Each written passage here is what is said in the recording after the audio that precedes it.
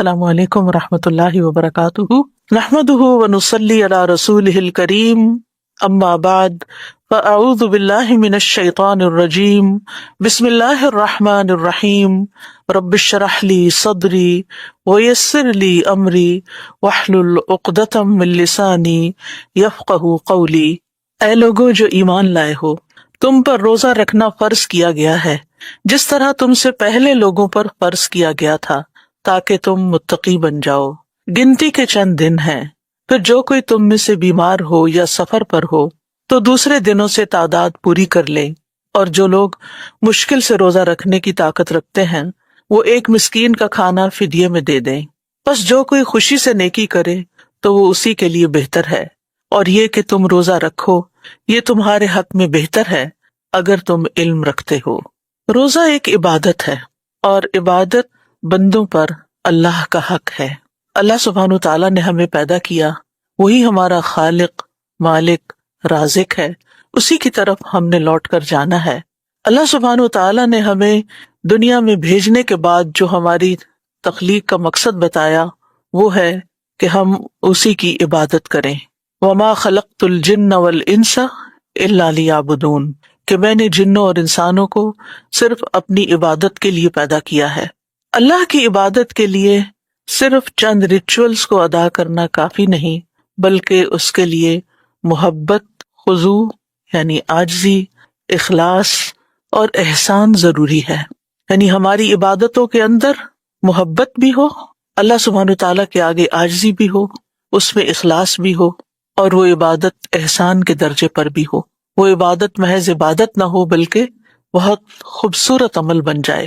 تو حقیقی عبادت وہی ہوتی ہے جس میں انسان اللہ تعالیٰ کے حکم کے آگے جھک جاتا ہے کہ اے میرے رب، تو میرا خالق ہے، تو ہی میرا مالک ہے، تو ہی میرا رازق ہے، میں تیرا بندہ ہوں، میں تیرے حکم کے آگے جھک رہا ہوں، میں اپنی مرضی، اپنی خواہش اور اپنے دل کی چاہت کو ایک طرف چھوڑ کر تیری چاہت کے آگے جھک رہا ہوں۔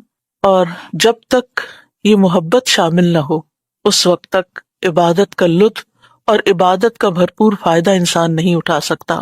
ہم دیکھتے ہیں کہ ہمارے دین میں عبادات کی مختلف اقسام ہیں۔ کچھ عبادات مال سے متعلق ہیں اور کچھ عبادات بدن سے متعلق ہیں، تو مالی عبادات اور بدنی عبادات، اور کچھ دونوں پر ہی مشتمل ہیں، یعنی کچھ میں مال اور بدن کی مشقت دونوں ہی شامل ہیں۔ کچھ عبادات ایسی ہیں جن میں انسان کو صرف اللہ کے حکم کے آگے رک جانا ہوتا ہے، کچھ کرنا نہیں ہوتا، بس جہاں ہمیں سٹاپ لگایا گیا وہاں ہم رک جائیں۔ کہیں پر امتحان میں اللہ کی رضا پر راضی ہو جانا ہی عبادت ہوتا ہے، کسی آزمائش کے وقت، کسی تکلیف کے وقت، کسی دکھ درد کے وقت شکوہ نہ کرنا، پریشان نہ ہونا، اللہ کی رضا کے آگے اپنے آپ کو جھکا دینا، یہ بھی عبادت ہوتا ہے۔ کچھ لوگوں کے لیے مال خرچ کرنا مشکل ہوتا ہے، لیکن کچھ کے لیے مال خرچ کرنا آسان ہے لیکن جسمانی مشقت مشکل ہوتی ہے۔ کچھ لوگ اس کے برعکس ہوتے ہیں۔ کچھ لوگوں کے لیے اپنی پسندیدہ چیز، اپنا پسندیدہ کام چھوڑنا مشکل ہوتا ہے، اور کچھ لوگوں کے لیے یہ بہت آسان ہوتا ہے۔ اسی وجہ سے آپ دیکھتے ہیں کہ اللہ سبحانہ تعالیٰ نے مختلف طرح کی عبادات رکھی ہیں تاکہ سبھی کا امتحان ہو جائے، یعنی ہمیں جو چیزیں آسان لگتی ہیں وہ بھی ہم کر لیں، اور جو چیزیں ہمیں مشکل لگتی ہیں وہ بھی ہم کریں، کیونکہ عبادت کی اصل اطاعت ہے۔ عبادت میں اصل کام اللہ کی بات ماننا ہے، اللہ سبحانہ تعالیٰ کے حکم کے آگے سر جھکانا ہے۔ انہی عبادات میں سے ایک عبادت روزہ رکھنا ہے، اور روزہ کیا ہے؟ اپنے پسندیدہ کاموں سے رک جانا۔ روزہ اسلام کی بنیادی عبادات میں سے ہے۔ صحیح بخاری اور مسلم میں آتا ہے، مشہور حدیث ہے، بنی الاسلام علی خمس، اسلام کی بنیاد 5 چیزوں پر ہے: شہادت اللہ الہ الا اللہ وان محمد الرسول اللہ واقام الصلاۃ وایتاء الزکوٰۃ وحج البیت وصوم رمضان۔ اس بات کی گواہی دینا کہ اللہ کے سوا کوئی معبود نہیں، اور یقیناً محمد صلی اللہ علیہ وسلم اللہ کے رسول ہیں۔ نماز قائم کرنا، زکوٰۃ ادا کرنا، حج ادا کرنا، اور رمضان کے روزے رکھنا۔ تو رمضان کے روزے، پورے مہینے کے روزے اللہ تعالیٰ نے ہم پر فرض کیے ہیں۔ سورۃ البقرہ میں اللہ سبحانہ تعالیٰ نے اہل ایمان کو بہت سے احکامات دیے ہیں، جن میں سے ایک حکم روزے سے متعلق ہے۔ اس میں روزے کی فرضیت، روزے کے اوقات، مریض اور مسافر کے لیے روزے کی رخصت، روزوں کا فدیہ اور رمضان کے مہینے کی فضیلت، دعا کی اہمیت اور اعتکاف کے مسائل سبھی کو چند آیتوں میں بیان کر دیا ہے۔ یعنی روزے سے متعلق جتنی بھی چیزیں ہیں وہ ان آیات میں بیان ہو گئی ہیں۔ باقی تفصیلات ہمیں فقہ کی کتابوں میں ملتی ہیں، احادیث سے ملتی ہیں۔ روزے کی فرضیت کا جب حکم دیا گیا تو اللہ سبحانہ وتعالیٰ نے یا ایھا الذین آمنوا کہہ کے پکارا۔ اللہ سبحانہ وتعالیٰ نے قرآن مجید میں مختلف لوگوں کو مختلف طرح سے پکارا ہے۔ اللہ تعالیٰ نے یا بنی اسرائیل کہہ کے بنی اسرائیل کو پکارا، یا اہل الکتاب کہہ کے اہل کتاب کو، یہود و نصارہ کو پکارا، یا ایھا الناس کہہ کے تمام انسانوں کو پکارا۔ اسی طرح انبیاء کو بھی یا نوح، یا ابراہیم، یا موسیٰ، اور رسول اللہ صلی اللہ علیہ وسلم کو یا ایھا الرسول کہہ کے پکارا، اور ہم سب کو یا ایھا الذین آمنوا کہہ کے پکارا۔ اور یہ کتنا خوبصورت ٹائٹل ہے کہ ہمارا ذکر ایمان کے ساتھ ہوا ہے۔ یا ایھا الذین آمنوا، اے لوگو جو ایمان لے آئے ہو، جو مان گئے ہو، جنہوں نے اللہ سبحانہ وتعالی اور اس کے رسول اور ان کی طرف سے آنے والی تعلیمات پہ لبیک کہہ دیا ہے، جنہوں نے اپنے آپ کو اللہ کے آگے جھکا دیا ہے۔ اور پھر جب کوئی حکم خاص ہوتا ہے تو اس کے لیے پکار بھی خاص ہوتی ہے۔ اس لیے یا ایھا الذین آمنوا کہہ کے یہاں پر اللہ سبحانہ وتعالیٰ نے ہماری توجہ اس اہم حکم کی طرف مبذول کی ہے۔ ابن مسعود کہتے ہیں جب آپ کو اللہ یا ایھا الذین آمنوا کہہ کے پکارے، یا آپ اللہ تعالیٰ کو یا ایھا الذین آمنوا فرماتے ہوئے سنیں تو اپنے کانوں کو اس حکم کی طرف لگا دیں، توجہ کریں، اس کو غور سے سنیں، کیونکہ یا تو وہ کوئی خیر کا کام ہوگا، کوئی نیکی کا کام ہوگا، تمہارے فائدے کا کام ہوگا جس کا اللہ تعالیٰ تمہیں حکم دے رہا ہوگا، یا پھر وہ کوئی ایسا کام ہوگا جس سے اللہ تعالیٰ تمہیں منع فرما رہا ہوگا۔ تو دونوں صورتوں میں اللہ تعالیٰ کی پکار کے آگے جھک جانا ہی عبادت ہے، یہی بندگی ہے۔ تو یا ایھا الذین آمنوا، اے لوگو جو ایمان لائے ہو، کتب علیکم الصیام، تم پر روزے فرض کر دیے گئے ہیں۔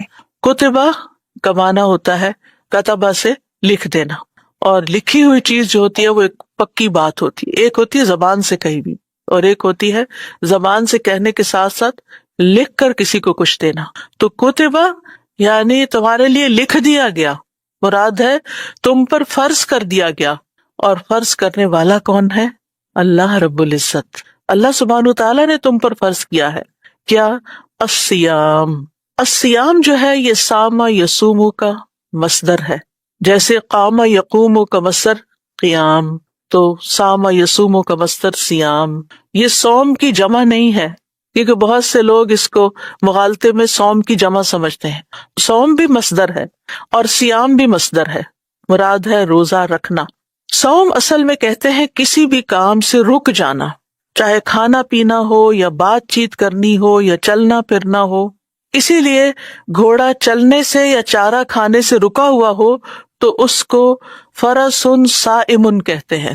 فرس صائم جو گھوڑا چلے نہ، چلنے میں مشکل کرے، چارہ ڈالے تو کھائے نہ، رکا ہوا ہو۔ گھوڑے کے لیے لفظ صائم استعمال ہوتا ہے، اسی سے نام بھی صائمہ رکھتے ہیں۔ خیر ہم تو روزہ دار کے معنوں میں رکھتے ہیں۔ اسی طرح جب ہوا رک جاتی ہے تو اس وقت بھی اس کو صوم کہتے ہیں۔ اسی طرح خاموشی کو بھی صوم کہتے ہیں، یعنی انسان جب بولنے سے رک جاتا ہے۔ اور اسی لیے اللہ سبحانہ تعالیٰ نے مریم علیہ السلام کو یہ حکم دیا تھا کہ جب لوگ تم سے اس بچے کے بارے میں، یعنی عیسیٰ علیہ السلام کے بارے میں سوال کریں کہ بچہ کہاں سے آیا، کیونکہ تم تو شادی شدہ بھی نہیں، تو اس وقت تم کیا کہنا؟ انی نذرت للرحمن صوما، میں نے رحمان کے لیے روزے کی نظر مانی۔ اور ان کی شریعت میں چپ کا روزہ بھی ہوتا تھا۔ فلن اکلم اليوم انسیا، آج میں کسی انسان سے بات نہیں کر سکتی کیونکہ میں روزے سے ہوں۔ جو تم خاموش رہو گی تو مسئلہ حل ہو جائے گا۔ آپ دیکھیے کہ بہت سے الزامات اور بہت سے اعتراضات کا جواب خاموشی ہوتا ہے۔ انی نذرت للرحمن صوما، اللہ کی خاطر چپ ہوں۔ بعض اوقات ایسا ہوتا ہے نا کہ کوئی شخص آپ کے اوپر خواہ مخواہ کی باتیں کر رہا ہوتا ہے، آپ کو برا بھلا کہہ رہا ہوتا ہے، آپ کو ستا رہا ہوتا ہے، اور آپ کو معلوم ہوتا ہے کہ اگر میں یہاں بولی تو بہت بڑا فتنہ پڑ جائے گا اور بولنے سے مسئلہ حل ہونے کی بجائے اور بگڑ جائے گا، تو پھر آپ کو کیا بہتر لگتا ہے؟ صوم. اور یہی ٹیکنیک یہاں بیان کی گئی حضرت مریم کے لیے کہ جب لوگ بہت بری بھلی باتیں کریں گے تو پھر اگر وہ اپنے آپ کو ڈیفینڈ کریں گی تو ان کی سنے گا کون؟ تو بہتر یہی ہے کہ اللہ کی خاطر خاموشی اختیار کر لی جائے، اللہ تعالیٰ خود دفاع کرے گا. اور ایسا ہی ہوتا ہے کہ جب انسان اللہ کی خاطر چپ ہو جاتا ہے، صبر کر لیتا ہے، تو اللہ سبحانہ و تعالیٰ کسی اور کو بلوا دیتا ہے، کوئی اور آپ کے حق میں اٹھ جاتا ہے اور کوئی اور آپ کا دفاع کرنے لگتا ہے. یہ تو اللہ کا کام ہے جب آپ اللہ کے لیے خاموشی اختیار کرتے ہیں. للرحمن صوما. تو یہاں پر مریم علیہ السلام نے گفتگو سے خاموش رہنے کی نظر مان لی تھی، لیکن ہماری شریعت میں اب یہ روزہ نہیں ہوتا، یعنی خاموشی کا روزہ نہیں ہے. ادروائز اگر کوئی خاموش رہنا چاہے تو خاموشی پسندیدہ چیز ہے فضول باتیں کرنے سے. لیکن یہاں جو رمضان کے روزے ہیں ان میں روزہ کہتے ہیں مفطرات، یعنی جو چیزیں روزے کو توڑنے والی ہیں ان سے رکنا ایک نیت کے ساتھ، یعنی نیت اور ارادے کے ساتھ صبح صادق سے سورج غروب ہونے تک، صبح صادق سے سورج غروب ہونے تک کھانے پینے اور جماع سے رکنے کا نام صوم ہے. اللہ سبحانہ تعالیٰ نے مسلمانوں پر رمضان کے مہینے کے روزے شعبان 2 ہجری میں فرض کیے تھے. اس سے پہلے روزہ اس طریقے پر فرض نہیں تھا. نبی صلی اللہ علیہ وسلم نے رمضان کے روزوں کو اسلام کے 5 ارکان میں سے ایک رکن شمار کیا ہے. روزے کی جو فرضیت ہے یہ بھی بتدریج ہوئی ہے، سٹیپ بائی سٹیپ. سب سے پہلے مسلمانوں کو ہر مہینے میں 3 دن روزے رکھنے کا حکم تھا، اور اسی طرح عاشورہ کا روزہ. پھر اس کے بعد جب یہ روزے فرض ہو گئے، یعنی رمضان کا مہینہ پورا اس کام کے لیے منتخب کر لیا گیا، تو پھر اس مہینے کے روزے فرض کر دیے گئے اور وہ منسوخ کر دیے گئے. لیکن پھر بھی رعایت رکھی گئی ابتدا میں، اور وہ رعایت کیا تھی کہ جو لوگ روزے کو برداشت کرنے کی طاقت رکھتے ہوں، پھر اگر روزہ نہ رکھنا چاہے تو ہر روزے کے بدلے مسکین کو کھانا کھلا دے. اور بعد میں دوسرا حکم نازل ہوا اور یہ عام رعایت منسوخ ہو گئی، لیکن مسافر اور جو بیمار ہے یا حاملہ ہے، ایسی خواتین جو دودھ پلا رہی ہوں یا حمل کے زمانے سے گزر رہی ہوں، یا وہ لوگ جو انتہائی بوڑھے ہو چکے ہوں یا ایسی بیماری کا شکار ہو چکے ہوں کہ جن میں روزہ نقصان دے سکتا ہو، تو ان کے لیے یہ حکم پھر بھی باقی رہا کہ وہ روزہ رکھنے کی بجائے اس کے بدلے میں فدیہ ادا کر دیں. اور اگر کوئی ایسا مریض ہے کہ جو رمضان میں روزہ وقتی طور پر نہیں رکھ سکتا لیکن بعد میں وہ صحت مند ہو جاتا ہے، تو اس کے لیے کیا حکم ہے کہ وہ اپنے روزوں کی قضا دے دے. اب دیکھیں کہ سال کے 12 مہینے ہیں، اور ان سب مہینوں میں رمضان کا مہینہ اللہ سبحانہ تعالیٰ کا محبوب مہینہ ہے، اور یہ وہ مہینہ ہے جس میں قرآن بھی نازل ہوا ہے. اس مہینے کو اللہ سبحانہ تعالیٰ نے ہماری اس عبادت کے لیے مخصوص کیا ہے کہ ہم یہ پورا مہینہ روزے رکھیں اور اللہ کا قرب حاصل کریں، اور اس کے ذریعے ہم تقوی حاصل کریں. جہاں تک رمضان کے روزوں کی فرضیت کا تعلق ہے تو اس آیت کے علاوہ ایک اور حدیث سے ہمیں پتہ چلتا ہے کہ ایک اعرابی پریشان حال بکھرے ہوئے بالوں کے ساتھ رسول اللہ صلی اللہ علیہ وسلم کی خدمت میں حاضر ہوا. اس نے پوچھا کہ یا رسول اللہ صلی اللہ علیہ وسلم، مجھے آگاہ کیجئے کہ اللہ نے مجھ پر کتنی نمازیں فرض کی ہیں؟ آپ نے فرمایا 5 نمازیں، اور یہ بات ہے کہ تم اپنی خوشی سے جتنے چاہو نفل ادا کرو. پھر اس نے کہا مجھے بتائیے کہ اللہ نے مجھ پر روزے کتنے فرض کیے ہیں؟ آپ نے کیٹیگوریکلی فرمایا رمضان کے مہینے کے. ہاں، یہ اور بات ہے کہ تم اپنی خوشی سے کچھ اور روزے رکھ لو، یعنی نفلی روزے رکھ لو. پھر اس نے پوچھا اور بتائیے اللہ نے مجھ پر زکوٰۃ کس طرح فرض کی ہے؟ تو آپ نے اسے پھر اس کی تفصیل بتائی، اور پھر ظاہر ہے کہ زکوٰۃ کے علاوہ صدقات بھی ہوتے ہیں. تو اس اعرابی نے کہا اس ذات کی قسم جس نے آپ کو عزت دی ہے، نہ میں اس میں سے جو اللہ نے مجھ پر فرض کیا ہے کچھ بڑھاؤں گا، اور نہ ہی اس میں سے کچھ گھٹاؤں گا، نہ میں اس میں زیادہ کروں گا نہ میں اس سے کم کروں گا. اس پر رسول اللہ صلی اللہ علیہ وسلم نے فرمایا اگر اس نے سچ کہا تو یہ فلاح پا گیا، اور فرمایا اگر سچ کہا تو جنت میں جائے گا. یعنی جو انسان صحیح طریقے سے اپنے ان فرائض کو پورا کر لیتا ہے تو وہ اللہ تعالیٰ کی رضا کا مستحق ہو جاتا ہے اور اس کے لیے جنت کا وعدہ ہے۔ اب یہاں پر یہ فرمایا گیا کہ یا ایھا الذین آمنوا کتب علیکم الصیام، تم پر روزے رکھنا فرض کیا گیا۔ آگے فرمایا کما کتب علی الذین من قبلکم، جیسے ان لوگوں پر فرض کیا گیا تھا جو تم سے پہلے تھے۔ اس میں تخصیص نہیں کی گئی کہ کون سے لوگ، کون پہلے، کیا اہل کتاب کے لوگ یا اس سے بھی پہلے کے لوگ۔ تو حقیقت یہ ہے کہ یہ جو اسلام کی بنیادی تعلیمات ہے، یہ 5 بیسک پلرز جو ہیں، یہ ابتدا سے ہی ہیں، یعنی شہادتین، توحید اور رسالت کے اوپر ایمان لانے کا حکم جو ہے، یہ ہر پیغمبر کی بنیادی دعوت کا ایک اصول رہا ہے۔ ہر نبی نے آ کر لوگوں کو ایک اللہ کی عبادت کی طرف بلایا، لا الہ الا اللہ، اور پھر رسالت میں جو بھی اس وقت کا رسول ہوتا تھا اس پر ایمان لانا فرض ہوتا تھا۔ جب دین مکمل ہو گیا اور آخری نبی رسول اللہ صلی اللہ علیہ وسلم تشریف لائے تو پھر لا الہ الا اللہ محمد الرسول اللہ کہہ کے قیامت تک اسلام میں داخل ہونے کا طریقہ بتا دیا گیا۔ جب تک کوئی یہ دونوں حصے نہیں پڑھتا ہے مسلمان نہیں کہلاتا۔ اگر کوئی یہ کہے کہ میں لا الہ الا اللہ کہتا ہوں لیکن محمد الرسول اللہ نہیں مانتا تو وہ مسلمان شمار نہیں ہوگا۔ اگر وہ روزے بھی رکھے، نمازیں بھی پڑھے، تو اس کی کوئی عبادت قبول نہیں جب تک وہ محمد الرسول اللہ نہ کہے۔ یہ ایمان لانا ضروری، یہ بنیادی عقائد میں سے ہے۔ پھر اس کے بعد آپ دیکھیے کہ جہاں تک نماز کا تعلق ہے تو نماز بھی ابتدا سے ہی چلی آ رہی ہے، اور اس میں ہم دیکھتے ہیں کہ حضرت اسماعیل کے بارے میں آتا ہے کان یأمر اہلہ بالصلاۃ والزکوٰۃ، کہ وہ اپنے گھر والوں کو نماز اور زکوٰۃ کا بھی حکم دیتے تھے۔ تو اس سے یہ پتہ چلتا ہے کہ نماز بھی تھی اور زکوٰۃ بھی تھی۔ اور ابراہیم علیہ السلام نے جو اللہ سبحانہ وتعالیٰ کا گھر تعمیر کیا اور اللہ تعالیٰ نے ان کو حکم دیا کہ وَأَذِّن فِي النَّاسِ بِالْحَجِّ، کہ لوگوں کو حج کے لیے بلائیے، تو اس سے یہ پتہ چلتا ہے کہ اس سے پہلے بھی خانہ کعبہ موجود تھا، کیونکہ انہی بنیادوں پر اس کو اٹھایا گیا تھا، اور اس کے بعد باضابطہ حج ہوا۔ اور تمام انبیاء کے بارے میں آتا ہے کہ وہ اس گھر کی زیارت کرتے رہے، اور مسجد خیف کے بارے میں بھی آتا ہے کہ وہاں بھی بہت سے انبیاء نے نماز ادا کی۔ تو اس سے پتہ چلتا ہے کہ یہ عبادت صرف ہم پر فرض نہیں ہوئی بلکہ پچھلی امتوں پر بھی فرض رہی ہے، اور یہ بنیادی عبادتوں میں سے بھی ہے۔ لیکن اب سوال یہ پیدا ہوتا ہے کہ کیا ہمارا روزہ حکم، وقت اور مدت کے اعتبار سے انہی کی طرح ہے یا صرف حکم میں مماثلت ہے؟ تو بات یہ ہے کہ حکم میں مماثلت، یعنی جیسا ان کو حکم دیا گیا تھا کہ روزے رکھو، ایسے ہی ہمیں بھی حکم دیا گیا۔ باقی جو فقہی تفصیلات ہوتی ہیں، فروعات ہوتی ہیں، وہ ہر شریعت میں اپنی اپنی ہوتی ہیں۔ ایک حدیث اس بات کی بہت اچھی طرح وضاحت کرتی ہے کہ پچھلی امتوں میں عبادات کے اعتبار سے کیا تعلیمات تھیں۔ نبی صلی اللہ علیہ وسلم نے فرمایا، مسند احمد کی روایت ہے، یحییٰ علیہ السلام نے بیت المقدس میں بنی اسرائیل کو جمع کیا، حتیٰ کہ جب مسجد بھر گئی تو وہ ایک ٹیلے پر بیٹھ گئے، بس اللہ کی حمد و ثنا بیان کی اور فرمایا بے شک اللہ عز و جل نے مجھے 5 باتوں کے متعلق حکم دیا ہے کہ میں خود بھی ان پر عمل کروں اور تمہیں بھی ان پر عمل کرنے کا حکم دوں۔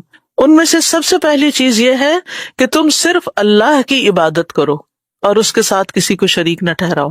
اب یہ یحییٰ علیہ السلام اپنی قوم کو کہہ رہے ہیں۔ دوسری چیز، میں تمہیں نماز کا حکم دیتا ہوں۔ تیسری چیز، میں تمہیں روزوں کا حکم دیتا ہوں۔ یہاں بھی آپ دیکھیے کہ یحییٰ علیہ السلام کے دور میں بھی روزے تھے، کیونکہ اس کی مثال اس شخص کی سی ہے جو بھری محفل میں مسک کی ایک شیشی لے کر آئے اور سب کو اس مسک کی مہک کا احساس ہو، اور اللہ کے نزدیک روزہ دار کے منہ کی بو مسک کی مہک سے بھی زیادہ عمدہ ہوتی ہے۔ اب یہ ہمارے ہاں بھی یہ حدیث موجود ہے، اور یہی بات یحییٰ علیہ السلام بھی فرما رہے ہیں اپنی قوم کو۔ نمبر 4، میں تمہیں صدقہ کرنے کا حکم دیتا ہوں، اور نمبر 5، میں تمہیں کثرت کے ساتھ اللہ عز و جل کا ذکر کرنے کا حکم دیتا ہوں۔ اب یہ ہے کہ کیا اتنا ہی کافی نہیں تھا؟ یا ایھا الذین آمنوا کتب علیکم الصیام لعلکم تتقون، اتنا بھی کہہ دیا جاتا، لیکن یہ کیوں کہا گیا کما کتب علی الذین من قبلکم، ایسے ہی فرض ہے جیسے تم سے پہلی امتوں پر فرض تھا۔ یعنی یہ ایک سوال پیدا ہوتا ہے نا کہ پچھلی امتوں کا ذکر کیوں کیا گیا؟ تو بعض علماء کہتے ہیں کہ اس امت کو شوق دلانا مقصود تھا کہ وہ پچھلے لوگ یہ نیکی کرتے رہے، تم پیچھے نہ رہ جانا، تم بھی اس نیکی میں برابر کے شریک ہو، کیونکہ ان شریعتوں اور احکام میں یہ حکم موجود تھا، اور یہ ہماری شریعت میں بھی موجود ہے، اور پھر یہ ہے کہ یہ کوئی ایسی چیز نہیں کہ جو بوجھل ہو، یعنی ایک احساس ہوتا ہے نا جب روزے کا سنتا ہے انسان کہ پورا مہینہ دن میں کچھ نہیں کھانا پینا، کیونکہ ہمیں سب سے زیادہ مرغوب چیز جو ہے وہ کھانا پینا ہی ہوتا ہے، اور دن میں کئی بار کھانا. پہلے تو ہوتا تھا صبح شام لوگ کھاتے تھے، پھر دوپہر کا ایڈ ہوا، اور اب تو 6 دفعہ کھانے کا فلسفہ شروع ہو گیا. تو بہرحال جو کہ کھانے سے رکنا واقعی ایک بہت بڑا جہاد بن نفس ہے. اس لیے یہاں پر امت کو شوق دلایا گیا کہ یہ کوئی مشکل کام نہیں ہے، یا ایسا کام نہیں جو تم پہلی دفعہ کرو گے، بلکہ یہ تو شروع سے ہوتا چلا آیا ہے. اور اس سے اس عبادت کی اہمیت مقصود ہے. جب بھی کسی کو کہا جاتا ہے کہ تم یہ کام کر لو، تم سے پہلے فلاں اور فلاں اور فلاں بھی یہ کر چکا ہے، تو انسان کے اندر آتا ہے اچھا اوروں نے بھی کیا ہوا ہے تو میں کیوں پیچھے رہوں، مجھے بھی کرنا ہے. یعنی اس سے ایک شوق بڑھتا ہے. اور ویسے بھی یہ ہے کہ ہر امت کے نیک صالح متقی لوگوں کا یہ طریقہ کار رہا ہے کہ وہ تقویٰ کے لیے، اللہ کی عبادت کے لیے روزے کا طریقہ اختیار کرتے رہے. اور پھر روزے کا مقصد بتا دیا گیا کہ روزہ تم پر فرض کیوں کیا جا رہا ہے، لعلکم تتقون، اس لیے تاکہ تم متقی بن جاؤ، تمہارے اندر تقویٰ پیدا ہو. لعل جو ہے یہاں علت بیان کرنے کے لیے آیا ہے، یعنی روزے کی فرضیت اور حکمت بتائی جا رہی ہے کہ وہ ہے اللہ کا تقویٰ اختیار کرنا، تقویٰ کا حصول. اور یہی اس کی شرعی حکمت ہے کہ روزے کے نتیجے میں، یعنی روزے کا آؤٹ کم کیا ہو. یعنی جب انسان کوئی کام کرتا ہے تو پھر اس کا آؤٹ کم بھی دیکھتا ہے کہ مجھے ملے گا کیا. تو آخرت کے فائدے تو ہیں ہی، دنیا کے بھی کچھ فائدے ہیں، اور یہ کہ انسان دنیا میں تقویٰ کے ساتھ زندگی بسر کرتا ہے. تقویٰ کیا ہے؟ امام راغب کہتے ہیں تقویٰ یہ ہے کہ انسان نفس کی حفاظت ایسی چیز سے کرے جو گناہ میں ڈالتی ہے، اور یہ حرام چیز کو چھوڑنے کے ساتھ ہوتا ہے، اور اس کی تکمیل یعنی اس کی کمپلیشن بعض جائز اور مباح کاموں کو چھوڑنے کے ساتھ ہوتی. یعنی ایک ہوتا ہے صرف حرام چیزوں کو، مکروہ چیزوں کو چھوڑ دینا، اور ایک یہ ہے کہ ان چیزوں کو بھی اللہ کی خاطر اللہ کے حکم کے ساتھ چھوڑ دینا جو جائز ہے، مباح ہے، حلال ہے.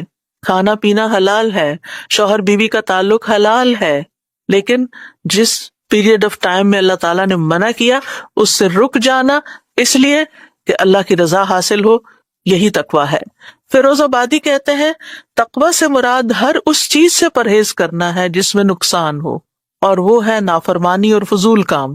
ایک قول یہ بھی ہے کہ تقویٰ سے مراد نفس کی لذتوں کو ترک کر دینا ہے، یعنی نفس جن چیزوں سے لذت پاتا ہے، اور یہی دو چیزیں انسان کو لذت دیتی ہیں، تو ان چیزوں کو چھوڑ دینا اور خواہشات کی مخالفت کرنا. چائے پینے کو دل چاہ رہا ہے یعنی چائے نہیں پی سکتے، پانی پینے کے دل چاہ رہے پانی نہیں پی سکتے، کوئی میٹھی چیز کھانے کے دل چاہ نہیں وہ بھی نہیں کھا سکتے، کچھ بھی نہیں کھا سکتے، نو نو نو. تو یہ کیا ہے؟ نفس کی یا خواہش کی مخالفت ہو رہی ہے.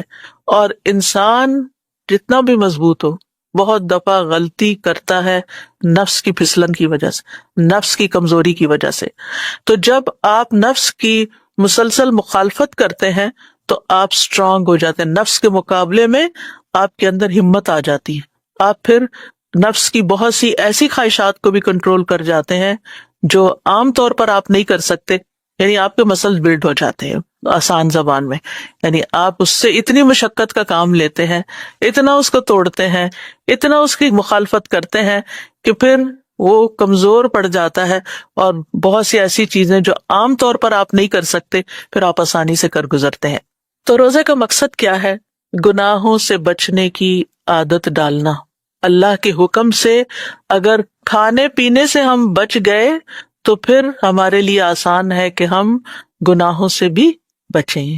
لعلکم تتقون، یعنی اللہ تعالیٰ نے روزہ اس لیے فرض نہیں کیا کہ وہ ہمیں کسی مشقت میں ڈالے یا ہم سے کوئی بدلہ لے کسی چیز کا، نہیں، بلکہ ہمیں اپنے آپ پر ضبط اور کنٹرول اور ایک ڈسپلن پیدا کرنے کے لیے اور اس کی عادت ڈالنے کے لیے ہے. اور پھر آپ دیکھیے کہ انسان جب دنیا میں نفس پہ کنٹرول کر لیتا ہے، گناہوں سے بچ جاتا ہے، تو اس کے نتیجے میں اس کو جو ریوارڈ ملتا ہے وہ ہے آخرت کے عذاب سے بچنا. کیونکہ روزہ ایک ڈھال ہے، جہنم سے، آگ سے ایک ڈھال ہے. دنیا میں گناہوں سے بچانے کا ذریعہ ہے اور آخرت میں آگ سے بچانے کا ذریعہ ہے. تو یہاں کا بچاؤ وہاں آگ سے بچنے کے کام آئے گا. پھر اسی طرح اس کے سائیڈ بینیفٹس کیا ہیں کہ انسان کو کچھ بیماریوں سے نجات مل جاتی ہے، اس کا جسم ڈیٹاکس ہو جاتا ہے، کچھ بچاؤ کے علاوہ تحفظ بھی ہو جاتا ہے، امیونٹی بوسٹ کرتی ہے جو بعض اوقات ایسے کھانے سے یا بے وقت کھانے سے یا غلط چیزیں کھانے سے انسان کے اندر طرح طرح کی بیماریاں جنم لیتی ہیں. اسی طرح انسان بد اخلاقیوں سے بچتا ہے، کیونکہ انسان سوچتا ہے کہ میں تو روزے سے ہوں، میں تو ایسی بات نہیں کر سکتا، میں یہ لڑائی جھگڑا نہیں کر سکتا. رسول اللہ صلی اللہ علیہ وسلم نے فرمایا روزہ گناہوں کی ایک ڈھال ہے، اگر کوئی روزے سے ہو تو اسے فحش گوئی نہیں کرنی چاہیے. ایسا شخص نہ شور مچائے، یعنی کہ نہ کوئی فضول بات کرے، فحش کلامی نہ کرے، بے حیائی کی بات نہ کرے، اور چیخے چلائے بھی نہیں. یہ ہم خواتین کے لیے خاص طور پر قابل ذکر بات ہے یا نوٹ کرنے کے قابل ہے، کیونکہ بعض اوقات روزے کی حالت میں کمزوری ہوتی ہے یا کام زیادہ ہو جاتا ہے یا نیند کم ہوتی ہے تو انسان کے اندر چڑچڑاپن آتا ہے. اگر بچے تنگ کریں یا میاں کوئی ایسی فرمائش کر دے جو پوری کرنا مشکل ہو تو انسان ایک دم بسٹ ہو جاتا ہے یا اونچی آواز میں جواب دینے لگتا ہے. تو ایسی صورت میں روزہ جو ہے وہ انسان کو ان چیزوں میں بھی، ان عادتوں میں بھی اس کو کام ڈاؤن کر دیتا ہے کہ ایسا نہیں کرنا، شور نہیں کرنا. فرمایا اگر کوئی شخص اس کو گالی دے یا لڑنا چاہے تو اس کا جواب صرف یہ ہو کہ میں ایک روزہ دار آدمی ہوں، میں روزے سے ہوں، میں لڑائی نہیں کر سکتا.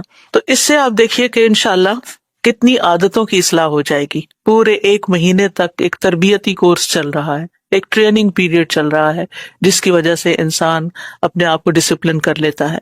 رسول اللہ صلی اللہ علیہ وسلم نے فرمایا روزہ صرف کھانا پینا چھوڑنے کا نام نہیں، بلکہ روزہ تو ہر لغو اور رفث یعنی ہر بے فائدہ بےہودہ کام اور جنسی خواہشات پر مبنی حرکات اور کلام سے بچنے کا نام ہے. لہٰذا اگر کوئی تمہیں دوران روزہ گالی دے یا جہالت کی باتیں کرے، فضول باتیں کرے، تو اس سے کہہ دو کہ میں تو روزہ دار ہوں. تو روزہ ہمارے اندر تقویٰ پیدا کرتا ہے. تقویٰ کے بے شمار فائدے ہیں. اگر آپ قرآن مجید کھولیں تو آپ حیران ہوں گے کہ شاید سب سے زیادہ جس صفت کا مومنوں کے لیے ذکر آتا ہے وہ تقویٰ ہی ہے. چاہے وہ عبادات ہوں، چاہے وہ دیگر احکامات ہوں، معاملات ہوں، ہر چیز کے اندر، چاہے وہ نکاح کی بات ہو، چاہے مالی لین دین ہو، چاہے قصاص کی بات ہو، چاہے ہدایت کی بات ہو. ذالک الکتاب لا ریب فیہ ھدی للمتقین. ہر جگہ پر تقویٰ چاہیے. تو یہ تقویٰ جو ہے ایک بنیادی خصوصیت ہے جو ہم میں سے ہر ایک کی ضرورت ہے، اور رمضان کے روزے اس میں ہمیں مدد دیتے ہیں. کیونکہ روزہ دار جو ہے وہ اللہ کی خاطر حلال اور من پسند چیزوں کو چھوڑ دیتا ہے جنہیں وقتی طور پر اللہ نے اس کے لیے حرام کیا ہے. وہ حلال لیکن وقتی طور پر حرام ہے، ایک قطرہ بھی اندر نہیں لے جا سکتے، اور ایسی چیزوں سے روکا ہے جن کی طرف نفس کا میلان ہوتا ہے. تو انسان صرف اللہ کی رضا کے لیے، اس کا قرب پانے کے لیے، اس کے چہرے کی چاہت میں کہ اس کا دیدار نصیب ہو، انسان ان چیزوں سے رک جاتا ہے. پسندیدہ سے پسندیدہ ترین چیز آپ کے سامنے ہو کھانے کی، اور کوئی بھی آپ کو دیکھنے والا نہ ہو، آپ صرف اور صرف اللہ کی خاطر اس کو دیکھنا بھی گوارا نہیں کرتے، ایک طرف رکھ دیتے ہیں کہ نہیں میں تو روزے سے ہوں. افطار کے محدود وقت میں آپ کو اگر کچھ چیز کھانے کا موقع نہیں ملا تو وہ آپ نے دیکھا ہوگا کہ استعمال سے ہی رہ جاتی ہے کہ اوہ مجھے بھول گیا کھانا. اسی طرح یہ کہ روزے کی حالت میں ہر وقت اللہ کی نگرانی کا جو احساس رہتا ہے یہ بہت فائدہ دیتا ہے. اور پھر یہ صرف رمضان میں نہیں، بعد میں بھی کام آتا ہے. روزے کی حالت میں گناہ بھی کم ہوتے ہیں. تو جب گناہ کم ہوتے ہیں اور اللہ کی نگرانی کا احساس ہوتا ہے اور اللہ کی خاطر انسان اپنی پسندیدہ چیزوں کو چھوڑتا ہے اور نیکیوں کا غلبہ ہوتا ہے تو انسان کی شہوت ٹوٹ جاتی ہے، تو لازماً انسان کے اندر تقویٰ پیدا ہونے لگتا ہے. شیطان انسان کے اندر اس طرح گردش کرتا ہے جیسے خون ہمارے جسم میں دوڑتا ہے. تو روزے کے ذریعے جو ہمارے خون کی سرکولیشن ہے وہ کمزوری کی وجہ سے ویک ہو جاتی ہے، لہٰذا شیطان کو ویسے بھی بند کر دیا جاتا ہے اور اس کے گزرگاہیں جو ہیں وہ بھی تنگ ہو جاتی ہیں، تو ہم پر اس کا زور یا وار کم ہو جاتا ہے. یعنی اسے باندھ دیا جاتا ہے، کنٹرول کر دیا جاتا ہے، لہٰذا ہمیں نیکیاں زیادہ کرنے کا موقع مل جاتا ہے، ہماری کیپیسٹی بلڈنگ ہو جاتی ہے، زیادہ خیر کا کام کرنے کی ہمت بڑھ جاتی ہے۔ ہاں، نفس ہمارے ساتھ ہی لگا رہے۔ کچھ لوگوں کا سوال ہوتا ہے کہ اگر شیطان کو قید کر دیا گیا تو پھر بھی انسان غلط کام کیوں کر جاتا ہے؟ تو بات یہ کہ ایک دشمن قید ہوا ہے، دوسرا تو ساتھ ہی لگا ہوا ہے، اور وہ دوسرا ہمارا نفس ہے کہ جو ہمارے ساتھ ہوتا ہے، اور اس کے تقاضے کے تحت ہم کچھ نہ کچھ بول دیتے ہیں، کچھ نہ کچھ ایسی چیز کر دیتے ہیں جس پہ بعد میں نادم ہوتے ہیں۔ اور اگر تقویٰ مقصود نہ ہو تو روزہ صرف فاقہ رہ جاتا ہے، تو صرف بھوک پیاس کاٹنا رہ جاتا ہے۔ اس لیے ایک لفظ کوئی اسٹکی نوٹ خوبصورت سا لے کے اس کے اوپر لکھ کے صرف لفظ تقویٰ لکھ دیں اور اپنے کچن میں لگا لیں جہاں آپ کو لازماً جانا ہی جانا ہے، اور اس کے علاوہ بھی جہاں آپ کی زیادہ نظر پڑتی ہے کہ یہ میرا گول ہے اس مہینے کا، مجھے یہ اچیو کرنا ہے، مجھے اللہ تعالیٰ کی نافرمانی کے کاموں سے بچنا ہے، اپنی بری عادات سے چھٹکارا حاصل کرنا ہے۔ ہم میں سے سب لوگ اپنی اپنی کمزوریوں کو جانتے ہوتے ہیں، اپنی غلطیوں کو پہچانتے ہیں کہ ہم کہاں کہاں غلطی خرابی کر جاتے ہیں۔ تو ایسی صورت میں ان چیزوں کو نوٹ کر کے کہ ان سے میں نے نجات حاصل کرنی ہے۔ اور نبی صلی اللہ علیہ وسلم نے بھی فرمایا، بعض روزے دار کو روزے سے بھوک کے سوا کچھ نہیں ملتا، اور بعض قیام کرنے والوں کو قیام سے بیداری کے سوا کچھ نہیں ملتا، کہ وہ صرف جاگتے ہیں اور کھڑے رہتے ہیں لیکن ان کے مزاج میں کوئی تبدیلی نہیں آتی۔ تو رمضان اصل میں تبدیلی کا مہینہ ہے۔ آپ دیکھیے کہ ہماری ساری عادتوں میں تبدیلی آئے گی، ہمارے سونے جاگنے کے پیٹرن بدلیں گے، ہمارے کھانے پینے کے طریقے بدلیں گے، ہماری نمازیں اور ہمارے صدقہ خیرات اور بہت ساری چیزیں عام روٹین سے ہٹ کر ہوگی، یعنی پوری زندگی ایک طرح سے گھوم جاتی ہے، بدل جاتی ہے۔ اگر اتنی بڑی تبدیلی جو آپ سے کروائی جا رہی ہے اس کے بعد بھی ہم نہ بدلے تو پھر ہم نے کیا حاصل کیا، ہم نے کیا کمایا؟ تو ہم نے اپنے اندر تبدیلی کا عزم پیدا کرنا ہے کہ ہمیں بدلنا ہے، ہم بدلیں گے انشاءاللہ، اور ہم اللہ تعالیٰ سے دعا بھی کریں گے کہ ہم رمضان سے پہلے جس حال میں تھے رمضان کے بعد اس سے کہیں بہتر حال میں ہو، جسمانی صحت کے لحاظ سے بھی، ایمانی صحت کے لحاظ سے، تقویٰ کے لحاظ سے، اخلاق کے اعتبار سے، اور باقی بھی بہت ساری چیزوں میں۔ تو اس آیت سے ہم دیکھتے ہیں کہ نمبر ایک، روزے کی اہمیت اور فضیلت پتہ چلتی ہے، اور حدیث سے بھی ہمیں پتہ چلتا ہے کہ روزہ جو ہے یہ اسلام کی ایک مضبوط رسی ہے، یعنی جس کو انسان پکڑ لے تو اپنے دین میں مضبوط ہو جاتا ہے۔ برائے ابن عازب کہتے ہیں، ایک مرتبہ ہم لوگ رسول اللہ صلی اللہ علیہ وسلم کے پاس بیٹھے ہوئے تھے، آپ پوچھنے لگے اسلام کی کون سی رسی سب سے زیادہ مضبوط ہے؟ صحابہ نے عرض کیا نماز، آپ نے فرمایا بہت خوب۔ اس کے بعد کون سی؟ صحابہ نے عرض کیا زکوٰۃ، آپ نے فرمایا بہت خوب۔ اس کے بعد کون سی؟ صحابہ نے عرض کیا رمضان کے مہینے کے روزے، آپ نے فرمایا بہت خوب۔ تو یہ ایک مضبوط رسی ہے اسلام کی جسے ہمیں مضبوطی سے پکڑنا ہے۔ اسی طرح آپ صلی اللہ علیہ وسلم نے فرمایا، اللہ عز و جل اس شخص کو جس کا اسلام میں کوئی حصہ ہو اس کی طرح نہیں کرے گا جس کا کوئی حصہ نہ ہو۔ اور اسلام کا حصہ تین چیزیں ہیں، نماز، روزہ اور زکوٰۃ۔ حج تو کوئی کرتا ہے نا، لیکن یہ تین چیزیں، اور ان میں سے بھی پھر بعض لوگ زکوٰۃ نہیں دے پاتے، اسی لیے دونوں کو کمبائن بھی کیا گیا، نماز روزہ کر لو۔ غریب سے غریب شخص بھی یہ دو کام ضرور کر سکتا ہے۔ ابو امامہ کہتے ہیں کہ رسول اللہ صلی اللہ علیہ وسلم سے پوچھا گیا کون سا عمل افضل ہے؟ آپ نے فرمایا اپنے اوپر روزے کو لازم کر لو، کیونکہ روزے جیسا کوئی عمل نہیں، یعنی اس میں ساری عبادات شامل ہو جاتی ہیں۔ پھر آپ اگر روزہ رکھتے ہیں اور روزہ رکھ کے آپ نماز بھی پڑھتے ہیں، آپ قرآن بھی پڑھتے ہیں، آپ ذکر بھی کرتے ہیں، آپ صدقہ خیرات بھی کرتے ہیں، آپ بہت سی چیزوں سے جن سے روکا گیا ان سے رکتے بھی ہیں، یعنی ایک روزے کے ساتھ اور بہت ساری نیکیاں اس میں اکٹھی ہو جاتی ہیں، شامل ہو جاتی ہیں۔ پھر اسی طرح روزے کو مومن کا قلعہ کہا گیا ہے، یعنی جس طرح فورٹ ہوتا ہے اور اس میں انسان آ جاتا ہے تو محفوظ ہو جاتا ہے۔ فرمایا روزہ ڈھال ہے اور یہ مومن کے قلعوں میں سے ایک قلعہ ہے، یعنی جو اس کی حفاظت کرتا ہے۔ ایک اور حدیث میں آتا ہے مسند احمد کی، آپ نے فرمایا بے شک روزہ تو ایک ڈھال ہے جس کے ذریعے بندہ جہنم سے اپنا بچاؤ کرتا ہے۔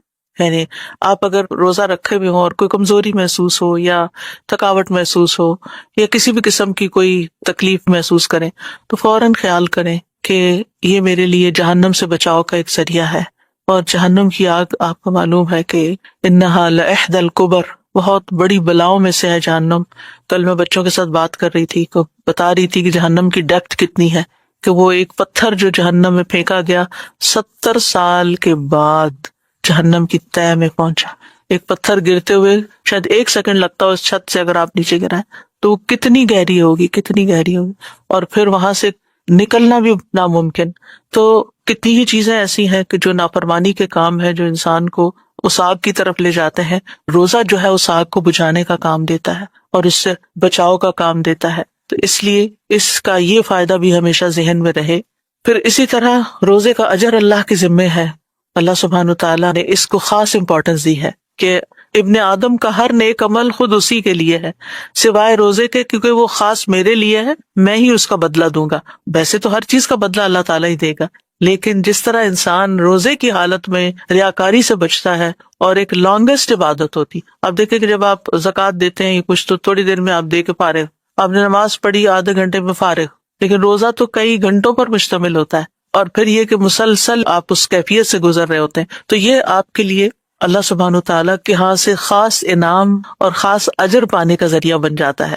اور اس میں ایک وجہ یہ ہے کہ چونکہ روزہ نفس کی لذات کو توڑتا ہے، نفس کی لذات سے روکتا ہے، تو اس لیے خاص اللہ کے لیے ہو جاتا ہے. یعنی انسان اللہ کی بات مان کر اپنے نفس کی بات کو پیچھے کر دیتا ہے.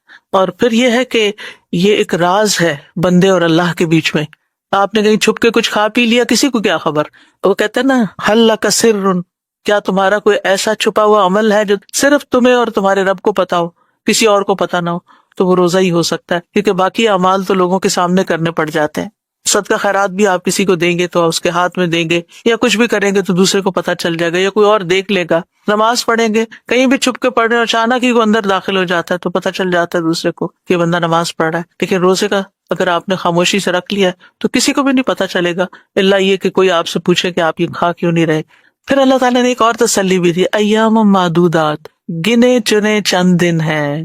مشکل لگ رہا ہے، 30 days ہیں، لیکن گنتے گنتے جلد ختم بھی ہو جائیں گے. پہلے روزے سے کاؤنٹ ڈاؤن شروع ہو جاتا ہے اور پتہ ہی نہیں چلتا، اور پھر جب ختم ہوتے ہیں روزے تو پھر دل چاہتا ہے کہ کاش سارا سال ہی روزے رہتے. تو کبھی روزوں کے آتے ہوئے آپ کو کوئی گھبراہٹ پریشانی ہو تو جانے والی کیفیت کو یاد کر لیا کرے کہ جاتے ہوئے میری دعا کیا ہوتی ہے اور میری خواہش اور تمنا کیا ہوتی ہے. تو اللہ تعالیٰ مجھے موقع دے رہا ہے، میں شروع سے ہی اس سے فائدہ اٹھاؤں. اور معدودات جو ہیں یہ یعنی کہ کئی سال اور مہینے نہیں ہیں، بلکہ یہ ایام معدودات ہیں، چند دن ہیں گنے ہوئے.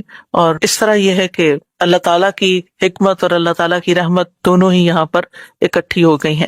فمن کان منکم مریضا، اب رخصت کا پہلو بھی آ گیا. یعنی پہلے فرضیت کی بات کی گئی، اب کس کس کو چھٹی مل سکتی ہے. فمن کان منکم مریضا، تو تم میں سے جو کوئی بیمار ہو. تو پہلی رخصت بیمار کے لیے ہے کہ بیماری کی وجہ سے او علی سفر، یا سفر کی وجہ سے اگر کوئی روزے نہیں رکھ سکتا تو پھر وہ کیا کرے، وہ پھر بعد میں اپنی گنتی پوری کر لے.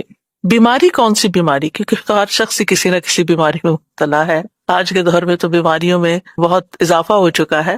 یہاں مراد وہ بیماری ہے جو روزے کی حالت میں زیادہ بڑھ جائے یا روزے سے اس بیماری کو نقصان پہنچے، یعنی انسان کا نقصان ہو جائے، اس کی جان یا اس کے کسی عضو کے اندر کوئی زیادہ مشکل آ جائے.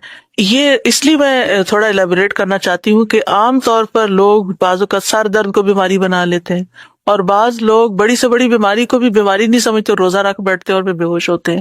تو اس میں اعتدال کا راستہ ضروری ہے. یعنی کرائیٹیریا کیا ہے؟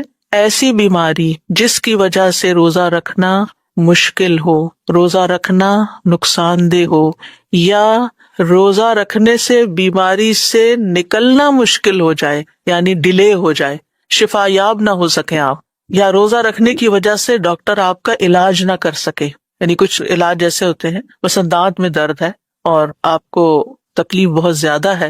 ویسے تو اس سے مراد یہ نہیں کہ آپ اپنے دانت صاف کرانے چلے جائیں روزے کی حالت میں، نہیں. اگر کوئی ایسی تکلیف آ گئی ہے کہ اب اس میں کچھ تھوڑا سا سرجیکل ایلیمنٹ بھی شامل ہو گیا ہے یا کچھ اور اس میں آپ کو اندیشہ ہے کہ پانی اندر چلا جائے گا یا آپ روزہ رکھنے سے آپ کو تکلیف بڑھ جائے گی یا نقصان دہ ہو سکتا، تو اس صورت میں روزہ چھوڑا جا سکتا ہے. لیکن یہ نہیں کہ تھوڑا بہت، کیونکہ روزے میں سب کے دانت سینسیٹیو ہو جاتے ہیں، یعنی یہ کوئی ان یوزول بات نہیں ہے، یعنی روزے کی ایک علامات میں سے ہے. تو ایسی چھوٹی چھوٹی چیزوں میں روزہ نہیں چھوڑا جا سکتا. ہاں اگر کوئی آپ کو ایسی بیماری ہے، مثلاً کوئی انفیکشن شدید ہو گیا ہے جس کو اگر ٹائملی ٹریٹ نہ کیا گیا تو وہ بہت ڈینجرس ہو سکتا ہے، اور اس کے لیے آپ کو ہر 4 گھنٹے کے بعد ڈوز لینی ہے اور آپ چھوڑ نہیں سکتے اس کو، تو ایسی صورت میں روزہ چھوڑ سکتے ہیں آپ.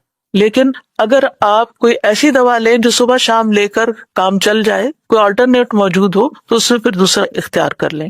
پھر دوبارہ دہرائی دیتی ہوں کہ بیماری کون سی؟ جو روزے کی وجہ سے زیادہ ہو جائے، یعنی روزہ رکھنے سے بیماری بڑھ جائے، روزے کی وجہ سے شفا یابی میں تاخیر ہو جائے، شفا ڈیلے ہو جائے، یا روزہ رکھ کے کوئی بیماری پیدا ہو جائے. بعض اوقات یہ ہوتا ہے نا، کچھ لوگوں کو ایسا شدید السر ہوتا ہے کہ اگر وہ روزہ رکھ لے تو وہ اور زیادہ بڑھ جائے گا، کئی اور بیماریاں بھی ہو سکتی. لیکن روزے کی تلخی تو ہر شخص کسی نہ کسی درجے میں محسوس کرتا ہی ہے. تو اگر بیماری بڑھے نہیں ہے، بیمار لیکن اتنی ہی رہتی ہے، روزہ رکھے یا نہ رکھے ایک ہی حساب ہے، تو روزہ رکھنا بہتر ہے، بلکہ روزہ رکھنا چاہیے. اسی طرح اگر ہلکا سا زکام ہو گیا، فلو ہو گیا، سر درد ہو گیا ہے، یا جسم کے کسی اور حصے میں درد ہو گیا، گھٹنوں کا درد ہو گیا، تو اس میں روزہ رکھنا فائدہ دے گا، نقصان نہیں دیتا. اسی طرح یہ ہے کہ ایسا شخص جو روزے میں شدید مشقت کا شکار ہو جاتا ہے، یعنی کچھ لوگوں کے لیے ان کی جسمانی ساخت ایسی ہوتی ہے کہ اگر وہ روزہ رکھ لیں تو کسی کام کے قابل نہیں رہتے اور خطرے کے قریب چلے جاتے ہیں. تو ایسی صورت میں یعنی ان کے لیے مستحب ہے اگر وہ روزہ رکھ لیں یہ سوچ کے کہ اگر بہت زیادہ حالت خراب ہو گئی تو میں روزہ پھر کھول لوں گا، یعنی پھر وہ توڑنے میں نہیں آئے گا بلکہ وہ اس مشروط نیت کے ساتھ ہی روزہ رکھیں گے. تو ایسی صورت میں بھی اگر کوئی شخص سمجھتا ہے کہ مجھے نقصان نہیں ہوتا لیکن میں بہت زیادہ ایگزاسٹ ہو جاتا ہوں، تو روزہ رکھنا جو ہے یہ بہتر ہے، کیونکہ لا عدل لہ، روزے جیسی کوئی اور چیز ہے نہیں. لیکن اگر کوئی بیمار ہے اور اس کی بیماری بڑھ گئی تو ایسی صورت میں پھر روزہ رکھنا حرام بھی ہے، یعنی اپنے آپ کو نقصان دینے کی ہمیں اجازت نہیں ہے. پھر بوڑھے شخص کے لیے بھی رخصت ہے، لیکن سب بوڑھے ایک جیسے نہیں ہوتے. کچھ لوگ اچھی خاصی ایج کے ہوتے ہیں لیکن روزہ ان کو کچھ بھی نہیں کہتا. میری والدہ محترمہ ماشاءاللہ 78 ایئرس کی تھی جب وہ فوت ہوئی، اور جس ہفتے میں وہ فوت ہوئی اس ہفتے انہوں نے ایام 20 کے روزے اس شک میں تھی کہ پتہ نہیں داخل ہو گئے یا نہیں، ایک دن پہلے سے ہی رکھ لیا. اور ہر مہینے اسی طرح گرمی ہو سردی ہو انہوں نے یہ روزے رکھنے ہی رکھنے. پھر سوموار کا روزہ رکھ لیا، پھر جمعرات کا رکھ لیا. تو اب کوئی کہے کہ وہ کیا ایجڈ نہیں تھی، ایجڈ تھی، لیکن پھر بات یہی ہے کہ کچھ لوگ جوانی میں بھی ہمت کم رکھتے ہیں اور کچھ بڑھاپے میں بھی ہمت کے مالک ہوتے ہیں. تو ہمیں اپنی کیپیسٹی بلڈ کرنی ہے، نیکی کے کاموں کے لیے اپنی ہمت بڑھانی ہے، ایک دوسرے کو موٹیویٹ کرنا ہے، ایک دوسرے کو ایسی ٹپس دینی ہے جس سے مشکل کام آسان ہو جائے، یعنی کرنے کے طریقے بتانے ہیں. اسی طرح یہ ہے کہ حیض و نفاس والی خاتون جو ہے وہ بھی روزہ نہیں رکھے گی. دودھ پلانے والی کے لیے رخصت ہے اگر بچہ اتنا چھوٹا ہے کہ وہ صرف دودھ پر ہے. دیکھیے کچھ عرصے کے بعد، جیسے 4 مہینوں کے بعد ویننگ پیریڈ شروع ہو جاتا ہے یا 6 مہینے کے بعد، اور ماں اس کو دوسری غذا بھی ساتھ دے سکتی ہے، اور اگر بچہ تھوڑا کم دودھ پی لیتا ہے تو کوئی اتنے نقصان کی بات نہیں. لیکن اگر 2 مہینے کا بچہ ہے یا 3 مہینے کا بچہ ہے اور وہ صرف دودھ ہی لے رہا ہے، اس کو منع ہے، نہ وہ پانی لے رہا نہ کچھ اور فارمولا لے رہا ہے، تو ایسی صورت میں اگر ماں اس کو اپنا دودھ نہیں دیتی اور فارمولا پہ لگا دیتی ہے کہ میں نے تو روزے رکھنے ہیں، تو یہ کوئی نیکی کا کام نہیں ہے. آپ روزے چھوڑ سکتے ہیں اور بعد میں ان کو دوبارہ رکھ لیں. او علی سفرن، یا آپ سفر کر رہے ہیں، اور سفر بھی ضروری سفر، یہ نہیں کہ انسان رمضان میں ہالیڈیز کا پروگرام بنا لے اور خواہ مخواہ کا سفر اختیار کر لے، یہ نہیں ہونا چاہیے. بلکہ ضرورت کے تحت اگر سفر کر رہے ہیں، مثلاً آپ عمرے پہ جا رہے ہیں یا کسی کی فوتگی ہو گئی ہے تو آپ کو جانا ضروری ہے. اب یعنی ایسے طریقے سے کہ جس میں روزے کا رکھنا جو ہے وہ ناممکن ہے، کہ آپ کی سحری افطاری کا کوئی انتظام نہیں ہے، سفر لمبا. آج کل تو پھر سفر مختصر ہو گئے ہیں، لیکن اب بھی یہ کہ بعض اوقات فلائٹس بہت لمبی ہوتی ہیں. اگر آپ کو یہاں سے ڈائریکٹ آسٹریلیا جانا ہوتا، آپ کو 20-22 گھنٹے کی فلائٹ چاہیے، تو اس میں ڈی ہائیڈریشن ہو جاتی ہے. تو بعض لوگ تو برداشت کر جاتے ہیں لیکن بعض لوگ برداشت نہیں کر سکتے. تو ہر کوئی اپنے حساب سے دیکھ سکتا ہے. یعنی سفر میں آپ اپنی کیپیسٹی دیکھیں، رکھ سکتے ہیں تو بہت اچھا ہے، اور اگر نہیں رکھ سکتے تو کوئی حرج نہیں ہے، بعد میں اس کو پورا کر لیں. یعنی روزہ رکھنا افضل ہے کب؟ جب روزہ رکھ کے کوئی مشقت نہ ہو، چاہے آپ سفر کر رہے ہیں. اور اگر ایسی مشقت نہیں کہ جو مقیم کو ہوتی ہے، جیسے گھر میں مشقت ہو رہی ہے روزہ رکھ کے، ایسے ہی سفر میں ہے، تو پھر روزہ رکھنا ہی بہتر ہے. لیکن اگر کوئی چھوڑنا چاہتا ہے پھر بھی تو سفر کی وجہ سے چھوڑ بھی سکتا ہے. نبی صلی اللہ علیہ وسلم سفر میں روزہ رکھا کرتے تھے، اور اس میں ہم دیکھتے ہیں کہ ابو درداء کہتے ہیں ہم نبی صلی اللہ علیہ وسلم کے ساتھ ایک انتہائی گم دن میں سفر کر رہے تھے، نہیں کوئی ہوا نہیں چل رہی تھی، اور وہ گم سا دن ہوتا ہے نا، جس نہ دھوپ صحیح نکلتی ہے اور نہ ہی ٹھنڈک ہوتی ہے، تو گرمی کی سختی سے لوگ اپنے سروں پہ ہاتھ رکھے ہوئے تھے۔ نبی صلی اللہ علیہ وسلم اور ابن رواحہ کے سوا کوئی شخص روزے سے نہیں تھا، لیکن آپ نے اس وقت بھی روزہ رکھا ہوا تھا، جس سے کیا پتہ چلتا ہے کہ اگر بڑی مشقت نہ ہو تو روزہ رکھ لینا چاہیے، اور یہاں تو آپ نے مشقت کے باوجود رکھا ہوا تھا، کیونکہ روزہ رکھنے سے ذمہ داری جلدی ادا ہو جاتی، بعد میں رکھنا اور زیادہ مشکل ہو جاتا ہے، قضا رکھنا جو ہوتا ہے۔ اور پھر اسی طرح افضل اس وقت ہے، یعنی روزہ چھوڑنا افضل اس وقت ہے کہ جب پرمشقت سفر ہو، مشکل سفر ہو۔ رسول اللہ صلی اللہ علیہ وسلم ایک سفر میں تھے، آپ نے ایک ہجوم دیکھا، لوگوں کی بھیڑ ہے کہ ایک شخص پہ لوگوں نے سایہ کیا ہوا ہے۔ آپ نے پوچھا کیا بات ہے؟ لوگوں نے کہا ایک روزہ دار ہے یہاں۔ آپ نے فرمایا سفر میں روزہ رکھنا نیکی نہیں ہے، تو آپ صلی اللہ علیہ وسلم نے سفر میں روزہ رکھنے کو نیکی شمار نہیں کیا، کیونکہ بعض اوقات ایسا ہوتا ہے کہ کافی مشقت ہوتی ہے اور ہم دوسروں کے اوپر بوجھ بن رہے ہوتے ہیں، لیکن ہم سوچتے نہیں ہم روزہ رکھیں گے، تو روزہ رکھ کے دوسروں کو مشکل میں ڈال دینا یہ کوئی نیکی کا کام نہیں ہے۔ ایسے میں جو لوگ روزہ نہ رکھیں اور دوسروں کی خدمت میں لگے رہیں وہ افضل ہے بنسبت اس کے کہ جو روزہ رکھ کے بس بیٹھے رہیں۔ اور سفر کی کچھ حالتیں ایسی ہیں کہ جن میں روزہ چھوڑنا ہی فرض ہے، آپ کو چھوڑنا ہی چاہیے۔ رسول اللہ صلی اللہ علیہ وسلم فتح مکہ کے سال مکہ کی طرف روانہ ہوئے، آپ نے روزہ رکھا، یہاں تک کہ قراء الغمیم جگہ پر آپ پہنچے تو آپ کے ساتھ اور لوگوں نے بھی روزہ رکھا ہوا تھا۔ آپ سے کہا گیا کہ لوگوں پہ روزہ بہت بھاری ہو گیا ہے، مشکل میں پڑ گئے، اور وہ آپ کے فعل کے منتظر ہیں کہ آپ کیا کرتے ہیں۔ تو آپ نے عصر کے بعد، دیکھیے تھوڑا سا ٹائم رہ گیا تھا، عصر کے بعد پانی کا پیالہ منگوایا اور پی لیا لوگوں کے سامنے، لوگ دیکھ رہے تھے، بعض نے افطار کر لیا، بعض نے نہیں کیا، بعض نے ہم جیسے نے سوچا ہوگا کہ اب تھوڑا تو ٹائم ہے، سارا دن کاٹ لیا تو یہ بھی پورا کر لو۔ جب یہ خبر رسول اللہ صلی اللہ علیہ وسلم کو پہنچی کہ کچھ لوگوں نے پھر بھی روزہ نہیں چھوڑا، یعنی کھولا نہیں، تو آپ نے فرمایا یہ لوگ نافرمان ہیں، یعنی نبی صلی اللہ علیہ وسلم نے اگر کھولیا تو آپ ان سے زیادہ نیک تو نہیں ہو سکتے۔ تو کسی حرام کام کو کرنا یا فرض کام کو چھوڑ دینا یہ نافرمانی ہوتی ہے، اور یہاں پر نبی صلی اللہ علیہ وسلم نے ایک کام یعنی روزہ کھولا تھا تو چاہیے تھا کہ سب دیکھ کر ویسا ہی عمل کر لیتے۔ اب یہ ہے کہ اگر کوئی بیمار ہے یا مسافر ہے تو پھر کیا کرے؟ فَعِدَّةٌ مِّنْ أَيَّامٍ أُخَرَ، دوسرے دنوں سے گنتی پوری کر لے، یعنی قضا رکھنا ضروری ہے سوائے ان بیماروں کے جو دائمی مریض ہوں، کبھی ٹھیک ہی نہ ہو، پھر وہ فدیہ دیں گے۔ تو اب یہ ہے کہ جتنے دن آپ کا روزہ چھوٹے گا، جیسے پیریڈز والی خواتین ہیں یا کوئی وقتی بیماری آ گئی ہے، کوئی سفر آ گیا ہے، 2 دن روزہ چھوڑ دیا آپ نے، تو جو ہی رمضان ختم ہو جائے تو اس وقت آپ روزہ رکھ کر اپنی گنتی پوری کریں، اور دائمی بیمار جو ہیں وہ قضا کی بجائے رمضان میں ہی فدیہ دے دیں۔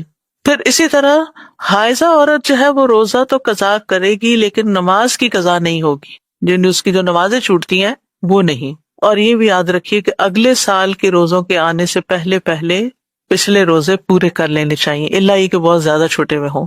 ابو سلمہ کہتی ہیں میں نے عائشہ رضی اللہ تعالیٰ عنہ کو فرماتے ہوئے سنا کہ مجھ پر رمضان کے فوت شدہ روزے ہوتے تھے اور میں شعبان کے مہینے کے علاوہ قضا نہیں کر سکتی تھی۔ یحییٰ کہتے ہیں جو راوی ہیں کہ نبی صلی اللہ علیہ وسلم کی خدمت میں مشغول ہونے کی وجہ سے انہیں قضا کا وقت نہیں ملتا تھا۔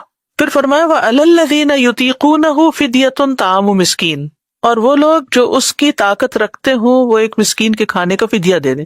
یہ جو آیت ہے اس کے 2 معنی کیے گئے، ٹھیک ہے۔ ایک یہ کہ یہ آیت منسوخ ہو چکی ہے کیونکہ بعد میں دوسرا حکم آگے آ گیا کہ اب فدیہ نہیں، اب روزہ ہی رکھنا ہوگا۔ وہ کہتے ہیں کہ ابتداء میں مسلمانوں کو رعایت دی گئی تھی کہ چاہے تو روزہ رکھ لیں چاہے تو فدیہ دے دیں، آپشن تھی آپ کے پاس، کیونکہ ابھی شروع تھا، کچھ لوگ اپنے آپ کو ڈسپلن نہیں کر پا رہے تھے تو رخصت دے دی گئی۔ لیکن بعد میں جو اگلی آیت میں آتا ہے فَمَنْ شَهِدَ مِنْكُمُ الشَّهْرَ فَلْيَصُمْهُ، کہ جو تم میں سے یہ مہینہ پائے اسے چاہیے کہ لازمی روزہ رکھے۔ تو اب یہ رخصت ختم ہو گئی فدیہ دینے والی، اور اکثر علماء نے یہی تفسیر کی ہے۔ سلمہ بن اکوع کہتے ہیں جب یہ آیت نازل ہوئی وَعَلَى الَّذِينَ يُطِيقُونَهُ، اور جو لوگ روزہ رکھنے کی طاقت رکھتے ہوں وہ روزے کے بدلے میں ایک مسکین کو کھانا کھلا دیں، جس آدمی کا روزہ چھوڑنے کا ارادہ ہوتا وہ فدیہ دے دیتا، یہاں تک کہ اس کے بعد والی آیت نازل ہوئی جس نے اس حکم کو منسوخ کر دیا۔ تو یہ ایک صحابی کا قول ہے، ٹھیک ہے۔ دوسرا معنی وَعَلَى الَّذِينَ يُطِيقُونَهُ، جو لوگ روزہ رکھنے کی طاقت نہ رکھتے ہوں. اب یہ نہ کدھر ہے؟ یہ باب افعال ہے، تھوڑا سا گرامٹیکل ہے اس میں. باب افعال ہے، اور باب افعال میں جو حمزہ ہوتا ہے وہ سلب کے لیے بھی آتا ہے. اطاق یطیق، باب افعال میں الف کا اضافہ ویسے تو تھا طاق یطیق، ٹھیک. تو یہ ہے اطاق یطیق. تو اطاق کا مطلب کیا ہے؟ جو روزہ نہ رکھ سکتا ہو. یعنی عربی زبان میں جب بیسک یا بنیادی حروف کے اندر کوئی حرف ایڈ ہو جاتا ہے تو معنی میں بھی تھوڑا فرق پڑ جاتا ہے. روٹ وہی ہوتا ہے لیکن حروف کی کمی بیشی سے معنی کے اندر بھی کمی بیشی ہو جاتی ہے. تو یطیقونہ کا مطلب کیا ہے کہ جو لوگ روزہ نہیں رکھ سکتے ان پہ روزہ رکھنا بھاری ہے، یعنی روزہ رکھنے میں ان کو تکلیف ہوتی ہے. اور اس سے مراد کون ہے؟ عمر رسیدہ مرد عورت، یعنی بہت بوڑھے، انتہائی بوڑھے جو طاقت ہی نہیں رکھتے، یا دائمی مریض کہ جو ٹھیک ہو ہی نہیں سکتے. تو ایسی صورت میں وہ ہر دن کے عوض ایک مسکین کو کھانا کھلائیں، یعنی ان پر روزانہ ایک مسکین کو کھانا کھلانا ہے ایک وقت کا. اگر 2 وقت کا کھلائیں تو بہت اچھا، سحری بھی کروا دیں، افطاری بھی کرا دیں. لیکن اگر 2 نہیں کر سکتے تو ایک وقت کا کھانا جیسا وہ خود کھاتے ہیں اسی طرح کا کھانا وہ دے دیں. پھر اسی طرح اس کا یہ مطلب نہیں کہ پورے مہینے کے بدلے ایک وقت کا کھانا دیں، اس کا مطلب ہے کہ ہر روزے کے بدلے ایک کھانا دینا ہوگا. اور یہاں پر بتا دیا گیا کہ فدیہ دینا کس کو ہے. فدیہ تو طعام مسکین کو دینا ہے. مسکین وہ ہوتا ہے جس کی بنیادی ضروریات پوری نہ ہوتی ہوں، جس کے پاس اتنا مال نہیں کہ وہ اس کی 1 سال کی ضروریات پوری کر دے. اس کو قرضہ لینا پڑتا ہے، اس کو کوئی مشکل پڑ جاتی ہے، فاقہ آ جاتا ہے. ایک شخص تھا، سال کے شروع میں مسکین نہیں تھا، بیچ میں بیماری آئی، اس کا اتنا خرچ ہو گیا کہ اب وہ محتاجوں کی صف میں شامل ہو گیا تو مسکین ہو گیا. تو بنیادی ضروریات کیا ہے؟ کھانا پینا، لباس، چھت، ٹھیک ہے، یہ بنیادی ضروریات میں سے. ہوم لیس لوگ مسکین ہے. اسی طرح جن کے پاس کھانے کو نہیں وہ مسکین ہے، اور جن کے پاس کپڑے پراپر نہیں ہے وہ مسکین ہے. یعنی مسکین جو ہے وہ ضرورت مند کو کہتے ہیں. ہاں، فقیر اور مسکین میں تھوڑا سا فرق ہے، یہ یاد رکھیے. فقیر وہ ہے جس کے پاس کچھ بھی نہیں ہے، خالی ہاتھ ہے. جیسے وہ بخاری کے حدیث میں آتا ہے نا، ایک شخص نے کہا کہ میرا نکاح پھر اس عورت سے کر دیجیے جو عورت اپنے آپ کو ہبہ کرنے کے لیے آئی تھی، تو آپ نے نہیں کرنا چاہیے اس سے شادی. تو ایک اور آدمی تھا وہاں مجلس میں، اس نے کہا میری شادی کر. آپ نے فرمایا تمہارے پاس مہر میں دینے کے لیے کیا؟ اس نے کہا کچھ بھی نہیں. آپ نے فرمایا کوئی لوہے کی انگوٹھی کا؟ وہ بھی نہیں. اس نے کہا ایک کپڑا ہے میرے پاس. ان کا کہ کپڑے کا کیا کرو گے؟ یہ تم اوڑو گے یا اس کو دو گے؟ یہ تو مہر نہیں ہو سکتا. تو اس زمانے میں اور آج بھی آپ دیکھیں مختلف جگہوں پر ایسے لوگ موجود ہوتے ہیں جو اپنی بنیادی ضروریات پوری نہیں کر سکتے. پھر آپ دیکھیے کہ کچھ لوگ کچھ عرصہ پہلے، کووڈ سے پہلے تک اپنا گزارا کر لیتے تھے، لیکن مہنگائی کی شدت نے جو پوری دنیا کو اپنی لپیٹ میں لیا ہے، اس کی وجہ سے بیک ہوم بھی، یہاں بھی ایسے لوگ یعنی مشکل میں آ گئے ہیں کہ وہ اپنی بنیادی گروسری بھی نہیں کر سکتے. تو اگر آپ ان کو جانتے ہو تو اگر آپ نے پورے مہینے روزے نہیں رکھنے تو رمضان کے شروع میں ہی آپ روزانہ کا حساب کر کے ان کو یا راشن دے دیں اور یا اس کے بدلے میں یعنی پیسے بھی دے سکتے ہیں تاکہ وہ اپنا کھانے پینے کا انتظام کر لیں. اور پھر یہ کھانا معروف کے مطابق ہو، جو ایک ایوریج درجے کا آپ اپنے لیے کھاتے پکاتے ہیں. یعنی دوپہر کا کھانا جیسے ہوتا ہے یا رات کا کھانا جو ہوتا ہے، یعنی اس کو باقاعدہ کھانا کہتے ہیں. انس بن مالک رضی اللہ تعالیٰ عنہ جن کی عمر 100 سال سے زیادہ ہو گئی تھی، وہ جو بہت عمر رسیدہ ہو گئے تو وہ اپنے روزے کے بدلے میں سالن روٹی کھلا دیا کرتے تھے کسی مسکین کو. اب ان کا سیٹ اپ اس طرح کا تھا کہ یعنی آبادیاں کم تھی، لوگ سب کو جانتے ہوتے تھے کون مسکین ہے، کون امیر ہے، کون غریب ہے، کون کیسا ہے. اس وقت مساکین کو بازو کا تلاش کرنا یا ان تک چیز پہنچانا بھی ایک مسئلہ ہو گیا. تو ایسی صورت میں انسان کو پھر ذرا تحقیق کرنے کی ضرورت ہے. فمن تطوع خیرا فہو خیر لہ، تو جو خوشی سے کوئی نیکی کرے تو وہ اس کے لیے زیادہ بہتر ہے. اللہ تعالیٰ اپنے بندوں کو ترغیب دے رہا ہے کہ نیکی کے اعمال کو زیادہ سے زیادہ کریں، یعنی کسی کے جبر اور زبردستی کے بغیر خوشی سے کام کریں. یعنی کوئی آپ کو مجبور کرنے والا نہ ہو، آپ اپنے دل کی خوشی سے نیکی کریں. یعنی ایک تو اسی آیت کے پچھلے حصے کے ساتھ تعلق ہے کہ 1 سے زیادہ مسکینوں کو کھلا دیں، اور دوسرا یہ ہے کہ روزہ بھی رکھیں بعد میں اور ابھی اگر آپ کو چھوڑنے پڑ رہے ہیں تو ساتھ ساتھ مسکین کو کھانا بھی کھلا دیں، کہ نہیں پتا زندگی کا پتہ نہیں کیا ہوتا ہے، تو ابھی ساتھ ہی یعنی سرجری کی ڈیٹ مل گئی آپ کو رمضان میں، اب آپ کو روزہ چھوڑنا پڑ رہا ہے اور آپ کو یہ بھی خوف خطرہ ہوتا ہی ہے سب کو، تو ویسے تو ہر انسان کو ہر وقت ہی تیار رہنا چاہیے، زندگی کا نہیں پتا، تو انسان کو یہ ہوتا ہے کہ چلے فدیہ بھی ساتھ ہی دے دوں۔ وَأَن تَصُومُوا خَيْرٌ لَكُمْ، اور یہ کہ تم روزے رکھو تمہارے حق میں بہتر ہے، ان کنتم تعلمون، اگر تم علم رکھتے ہو، اگر تم جانتے ہو، یعنی فرض روزہ رکھو یا نفلی روزے رکھو سال میں، روزہ رکھنا تمہارے حق میں بہتر ہے اگر تمہیں علم، تو علم والے جو ہیں وہ روزوں کی آمد سے خوش ہوتے ہیں کہ ہمیں نیکی کمانے کا موقع مل رہا ہے۔ تو روزہ جو ہے اللہ تعالیٰ کی نعمتوں کے شکر کا ذریعہ ہے، کہ جب نعمت سے ہم اپنا ہاتھ روکتے ہیں تو نعمتوں کی قدر بھی آتی ہے، اپنے نفس کو قابو میں رکھنے کا ذریعہ ہے، اپنی خواہشات اور لذات کو کنٹرول کرنے کا ذریعہ ہے۔ روزے سے شیطان کی طاقت کمزور ہوتی ہے، روزے سے جسمانی صحت اچھی ہوتی ہے، روزے سے فقراء اور مساکین کی بھوک کا احساس ہوتا ہے، روزہ شیطان کی ڈالی ہوئی گندگی اور کینہ اور بغض اس کو دور کرنے کا ذریعہ ہے۔ رسول اللہ صلی اللہ علیہ وسلم نے فرمایا، صبر کے مہینے یعنی رمضان کے روزے اور ہر مہینے کے 3 روزے رکھنا ایسا ہی ہے جیسے کوئی ہمیشہ روزے رکھے، اور اس سے سینے کا کینہ دور ہو جاتا ہے، دل کی گھٹن، دل کی بیماریاں، ڈپریشن، یہ بھی دور ہوتے ہیں اس سے۔ ابو ذر کہتے ہیں میں نے پوچھا سینے کے کینے سے کیا مراد ہے؟ فرمایا شیطانی گندگی، شیطان جو ہمارے دل پہ وسوسے ڈالتا ہے اور ہمیں پریشان رکھتا ہے اور ہمیں ڈی موٹیویٹ کرتا ہے اور بے چین رکھتا ہے، تو یہ روزے رمضان کے روزے رکھنے کے بعد ہر مہینے کے 3 روزے اس تکلیف کو دور کر دیتے ہیں۔ دنیاوی فائدوں کے علاوہ آخرت کے فائدے بھی ہیں۔ روزے کی حالت میں اگر کوئی فوت ہو جاتا ہے تو رسول اللہ صلی اللہ علیہ وسلم نے فرمایا جو شخص اللہ کی رضا کے لیے 1 دن روزہ رکھے اور اسی پر اس کا اختتام ہو جائے تو وہ جنت میں داخل ہوگا۔ روزہ قبر میں بھی مومن کی حفاظت کرتا ہے، جب مومن کو قبر میں لٹایا جاتا ہے، نماز اس کے سرانے آ جاتی ہے، روزہ اس کے دائیں طرف آ جاتا ہے، زکوٰۃ اس کے بائیں طرف آ جاتی ہے، اور دیگر نیک کام صدقہ خیرات وغیرہ اور لوگوں سے اچھائی کرنا اس کے پاؤں کی طرف آ جاتا ہے، تو پھر کسی طرف سے بھی اس پر عذاب نہیں آ سکتا۔ قیامت کے دن بھی روزہ سفارش کرے گا۔ تو اللہ تعالیٰ سے دعا ہے کہ اللہ تعالیٰ ہمیں بہترین طریقے سے روزہ رکھنے کی توفیق عطا فرمائے، اللہ سبحانہ وتعالیٰ ہمیں عمل کی توفیق عطا فرمائے۔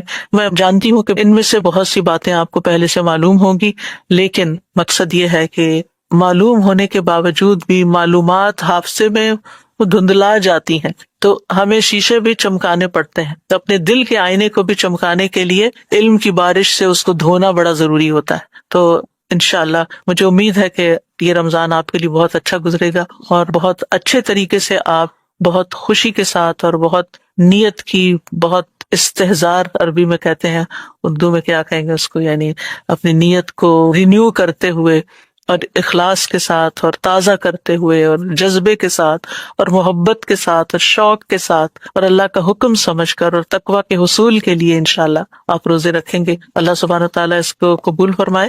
انشاءاللہ کل پارٹ 2 ہے رمضان کے، انہی آیات کی بھی جو باقی تفسیر رہتی ہے، اور اس کے بعد انشاءاللہ ٹیوزڈے کو پھر ہم جو رمضان کا خاص پروگرام اس دفعہ کا ہے رمضان اور دعائیں، جس کا ٹاپک ہے قریب مجیب، کہ اللہ تعالیٰ قریب بھی ہے اور دعا قبول بھی کرتا ہے، تو دعا کے بارے میں 3 دن ہم بات کریں گے کہ دعا کی فضیلت کیا ہے، اہمیت کیا ہے، مانگنے کے آداب کیا ہیں، قبولیت کے اوقات کیا ہیں۔ تو قرآن و سنت میں دعا سے متعلق جو باتیں کی گئی، کوشش یہ کی گئی ہے کہ ان سب کو ایک جگہ اکٹھا کیا جائے، اور پھر انشاءاللہ جمعے سے پہلے دن کے 12 بجے انشاءاللہ ہمارا رمضان کا دعاؤں کا سلسلہ شروع ہو جائے گا، جس میں دعائیں یاد بھی کروائی جائیں گی زبانی، اور اس کے علاوہ دعاؤں کو ایکسپلین بھی کیا جائے گا تاکہ ہم پورے شعور کے ساتھ ان کو مانگ سکیں۔